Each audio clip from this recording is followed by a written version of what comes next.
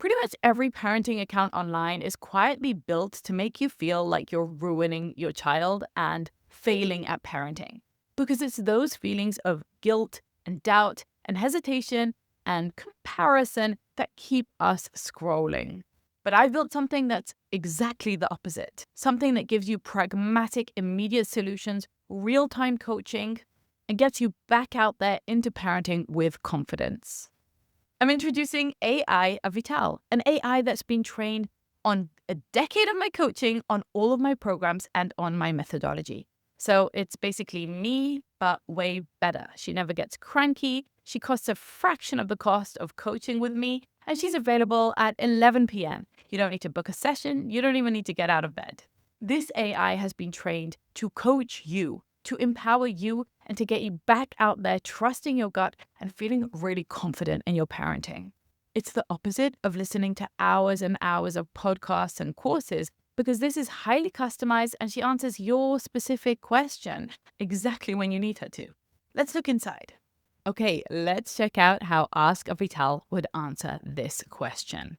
My 10-year-old came home and announced she's the only kid in the entire grade without a phone. The only one. And the way she said it, big, wet eyes, full tremble, I nearly caved right there at the kitchen counter. How do I hold this line when I'm the villain in every version of the story? Here's what Ask Avital said. Sarah, you are not the villain. You are the grown-up. There's a difference. Your 10-year-old is doing exactly what 10-year-olds do, deploying the full emotional arsenal to get what she wants.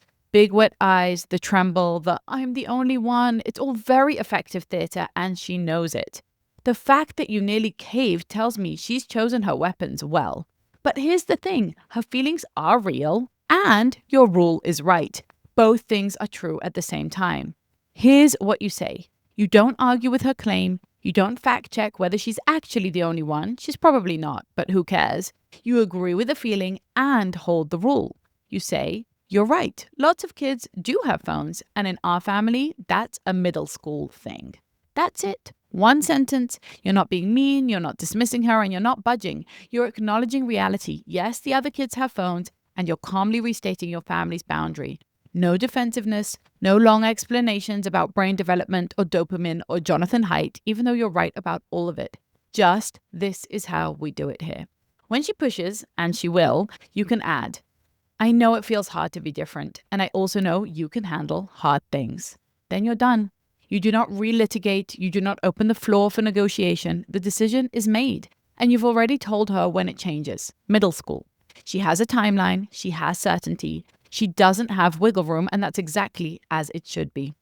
What you are actually teaching her. You think you're the villain because she's unhappy, but unhappiness is not harm.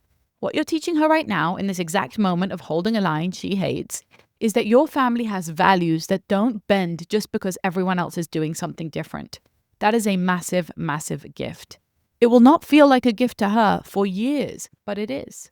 You're also teaching her that she can survive being uncomfortable, that she can be different from her peers and still be fine, and that her parents are not intimidated by her feelings. All of this makes her feel safer, not less safe. A child who learns early that big emotions don't move the furniture is a child who can trust the furniture. The line you're holding is the right one. Smartphones for 10-year-olds are a terrible idea. You know this. The research is overwhelming. The anecdotal evidence is everywhere, and your gut is right. She does not need a phone. She wants one. And she's experiencing real social pressure, but neither of those things means she should have one. Middle school is a reasonable line. It's not arbitrary, it's not cruel, and it gives her something to look forward to. In the meantime, she gets to be a kid without a device designed to addict her, track her, and siphon her attention into an infinite scroll of garbage. You are not the villain. You are the parent who loves her enough to let her be mad at you. Here's the key takeaway. You are not raising her to be comfortable. You're raising her to be capable. Capable people can handle being the only one sometimes. Hold the line, Sarah. She'll survive it, and so will you. How does that land? It answered exactly as I would if I were at my best and not cranky or tired. And that's because it's been trained on years of my coaching. I know there's those burning parenting questions that keep us up at night. Feeling guilty over something we did, feeling worried about our child's future. And that question that we never want to post to the mom group or ask grandma or our sister-in-law because we feel embarrassed. Plus, maybe deep down inside, you don't really trust the mommy bloggers and the podcasts because you feel like their advice is too squidgy and isn't really going to work. Sometimes these questions just feel too raw, too vulnerable. And if you're honest about it, you're worried that people are going to think that you're failing. Every one of the every one of us parents has one of these questions on the back burner pretty much all the time. But that is the exact reason I built this app.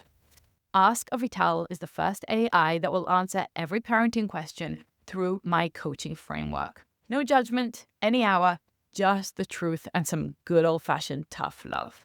Ask it 3 questions for free and test it out. You'll see that it sounds exactly like me.